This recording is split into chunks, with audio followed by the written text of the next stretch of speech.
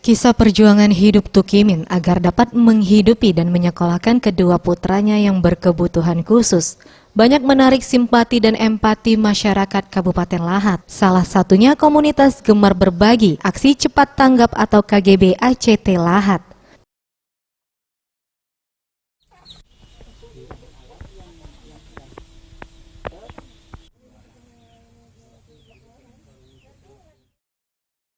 Para relawan yang juga berjuang mengemban misi kemanusiaan ini menyempatkan diri untuk berkunjung dan memberikan bantuan kepada keluarga Tukimin.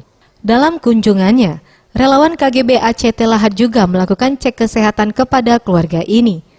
Kondisi rumah dan ekonomi keluarga Tukimin yang berada di bawah garis kemiskinan, ditambah tidak adanya MCK di rumah tersebut, dan tidak memiliki pola hidup membuat keluarga Tukimin rentan sakit dan terserang penyakit.